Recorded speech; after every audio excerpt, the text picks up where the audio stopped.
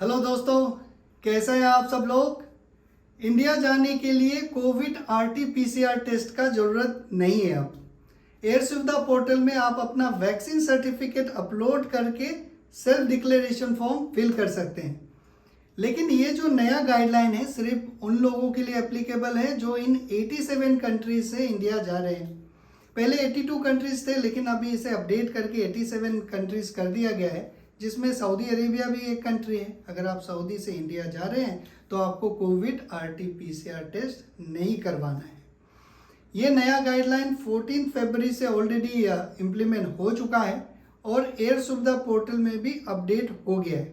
अगर आपने मेरा पिछला वीडियो देखा होगा तो मैंने आपको दिल्ली एयरपोर्ट का एक ईमेल कंफर्मेशन भी दिखाया था, जिसमें उन्होंने ये कंफर्म करा था कि जो भी लोग इन 87 कंट्रीज से आ रहे हैं उन्हें कोविड पीसीआर टेस्ट नहीं करवाना है।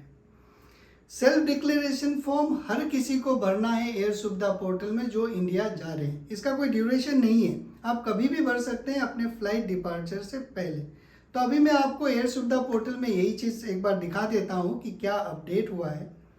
जिन लोगों को नहीं पता है एयर सुविधा पोर्टल के बारे में, ये कोई एयरलाइन का पोर्टल नहीं है, ये मिनिस्ट्री ऑफ एविएशन का एक पोर्टल है। जैसा आप सऊदी जाने से पहले मुकीम में रजिस्ट्रेशन करते हैं उसी तरह का एक पोर्टल है। क्योंकि मुझे कमेंट में पूछ रहे थे कि मैं एयर इंडिया से जा रहा हूँ लेकिन उनके वेबसाइट में ये ऑप्शन नहीं है, ऐसा कुछ नहीं है। इसका एक इंडिपेंडेंट लिंक है जो मैं डिस्क्रिप्शन में भी दे दूंगा, आप उसे क्लिक कीजिएगा। इसके बाद आपको बस उसमें अपने जो पर्सनल डिटेल्स हैं और आपके फ्लाइट के डिटेल है वो सारे बने रहेंगे। इस बात का ध्यान जरूर रखिएगा कि जो भी आप डेटा भर रहे हैं, अपना नाम, अपना एज या फिर जो भी पासपोर्ट में लिखा हुआ है वही भरिएगा।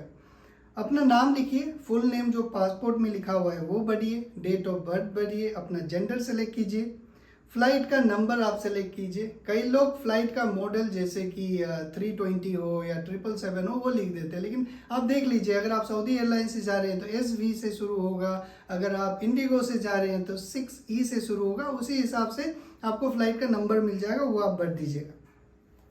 सीट नंबर भर दीजिए अगर आपके पास में जब आप टिकट करवाए थे, और सीट नंबर अगर आपके पास है तो आप सीट नंबर लिख दीजिएगा। मोस्टली लोगों के पास सीट नंबर नहीं होता है तो उस केस में आप 00 लिख के प्रोसीड कीजिए। लेकिन जब आपके पास सीट नंबर मिल जाएगा तो आप एयर सुविधा पोर्टल में जाइएगा, वहाँ पे एडिट का ऑप्शन होगा, एडिट करके अपना जो सीट नंबर लिख दीजिएगा। ओके, सीट नंबर लिख दीजिए, अपना PNR नंबर लिख लीजिए। इसके बाद अपना नेशनलिटी सेलेक्ट कीजिए, अगर आप इंडियन है तो इंडियन सेलेक्ट कीजिए, जो भी आपका नेशनलिटी है वो सेलेक्ट कीजिए। इसके बाद अपना पासपोर्ट नंबर सेलेक्ट कीजिए, जो आपका करंट वैलिड पासपोर्ट है। अगर 2 पासपोर्ट है, जो रिसेंट पासपोर्ट है वो आप सेलेक्ट कीजिए। पासपोर्ट का कॉपी अपलोड करने का भी ऑप्शन है, अगर आप चाहें तो कर सकते हैं, लेकिन ये मैंडेटरी नहीं है। फिर आपको अपना डेट ऑफ अराइवल चूज करना है। ओके, डेट ऑफ अराइवल मतलब जिस दिन आप इंडिया पहुंचेंगे।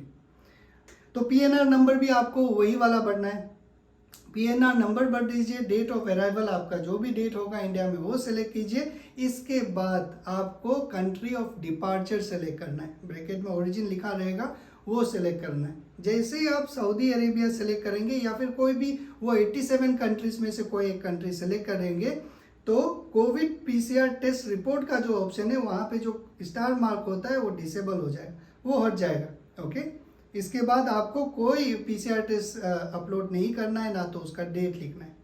नीचे आप जाएंगे तो आपको जो आपने वैक्सीन लिया था उसका कॉपी अपलोड करना रहेगा, PDF में आपको अपलोड करना है और ये 1 MB से कम होना चाहिए। कंप्रेस कर लीजिएगा और अपलोड कर लीजिए।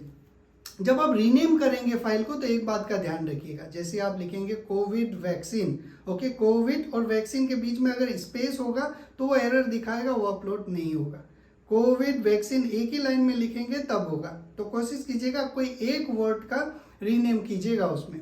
ओके, ये वाला करके आप अपलोड कर दीजिएगा। अगर आपने 1 डोज लिया है तभी भी कोई प्रॉब्लम नहीं है, 2 डोज लिया है, 3 डोज लिया है, कोई प्रॉब्लम नहीं है, 1 डोज लिया है तभी भी आप अपलोड कर सकते हैं। इतना डिटेल में इसलिए बता रहा हूँ क्योंकि बहुत सारे लोगों को थोड़ा बहुत कन्फ्यूजन होता है, तो वो क्लियर हो जाएगा। ओके, और कुछ सवाल इसमें ये भी है कि जो इंटरनेशनल पैसेंजर्स हैं, ओके, वो इंडिया अगर आएंगे तो क्वारंटीन कितना दिन करना पड़ेगा। कोई क्वारंटीन का रिक्वायरमेंट नहीं है। अब सारा कुछ रीसेट हो गया है। बस एक ही रिक्वायरमेंट है कि आप सेल्फ डिक्लेरेशन फॉर्म कीजिए और अपना वैक्सीन सर्टिफिकेट अपलोड कीजिए। अगर वैक्सीन सर्टिफिकेट नहीं है तो डेफिनेटली आपको RT-PCR टेस्ट रिपोर्ट अपलोड करना पड़ेगा।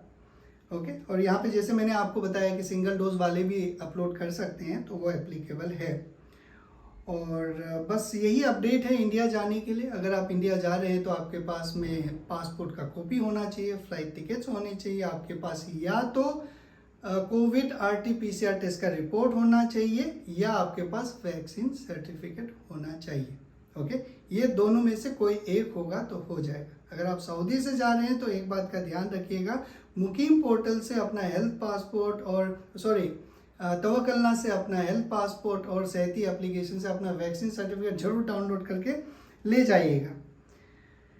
और एक और सवाल ये था बच्चों के लिए, पता नहीं इस चीज़ को लेके इतना कंफ्यूजन क्यों है। हर जगह ये बात बहुत ही क्लियरली लिखा हुआ है कि जो 5 साल से कम उम्र के ट्रैवलर्स हैं उन्हें कोविड PCR टेस्ट नहीं करवाना है। अगर 5 साल से कम उम्र के बच्चे हैं, उन्होंने वैक्सीन भी नहीं लिया है, तो उनको कोविड PCR टेस्ट का कोई ज़रूरी नहीं है, वो एग्जम्प्टेड है। लेकिन तभी भी अगर आपको लगता है कि उनको कोई सिम्टम है कोविड PCR टेस्ट का, तो आप ज़रूर करवा लीजिएगा, लेकिन उनको ज़रूरत नहीं है।